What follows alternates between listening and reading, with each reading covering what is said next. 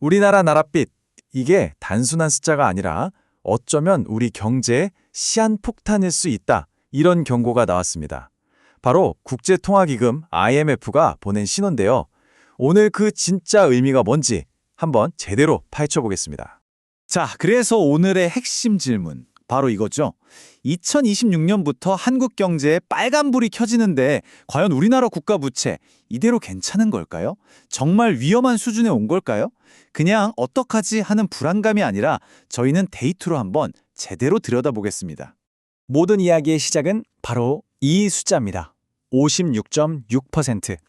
IMF가 예측하기를 2027년이 되면 우리나라의 GDP 대비 국가부채 비율이 바로 이 수치에 도달할 거라는 거예요. 근데 이 숫자가 왜 그렇게 중요하냐? 바로 사상 처음으로 우리랑 경제 체력이 비슷한 선진 비기촉통화국들의 평균을 우리가 넘어선다는 뜻이거든요. 이건 뭐랄까, 어떤 선을 넘는 굉장히 중요한 변곡점이라고 할 수 있죠.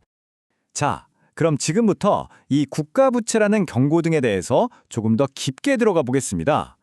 이 숫자들 뒤에 숨어 있는 진짜 의미가 대체 뭘까요? 일단 이걸 보시면 하고 좀 안심하실 수도 있어요. 우리나라 부채 비율이 한 56% 정도 되는데 이게 미국이나 일본 같은 G7 국가들 평균이 120%가 넘거든요. 거기에 비하면 절반도 안 되잖아요. 그러니까 아니, 이 정도면 괜찮은 거 아니야? 충분히 이렇게 생각하실 수 있습니다.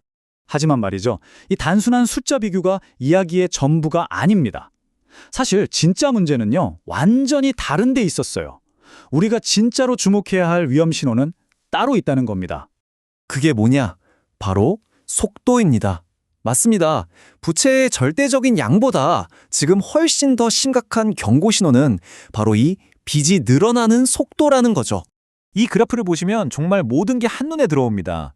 자, 2020년부터 2025년까지, 그러니까 팬데믹을 거치는 동안에요, 우리나라 경제, 즉 명목 GDP가 성장한 속도가 연평균 5.3%였어요. 그런데 말이죠, 바로 그 똑같은 기간에 국가 부채는 연평균 9.0%라는 정말 비교도 안 되게 빠른 속도로 불어나는 겁니다. 네, 맞아요. 이걸 계산해 보면요, 빚이 늘어나는 속도가 경제가 성장하는 속도보다 무려 1.7배나 빠른 겁니다.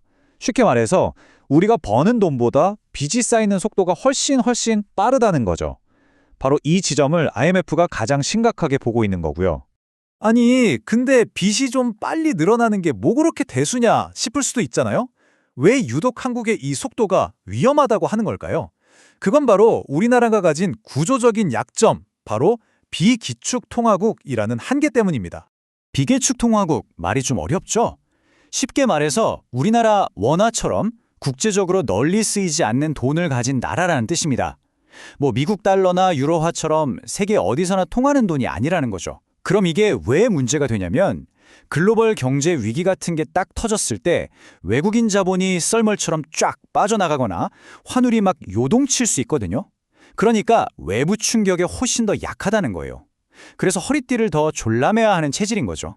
그리고 바로 이 대목에서 IMF가 아주 직접적인 경고를 날렸습니다. 이번 보고서에서 다른 나라도 아니고 딱 우리나라와 벨기에, 이 두 나라를 콕 집어서 부채 비율이 상당히 늘어날 걸로 보인다, 이렇게 명시를 했어요.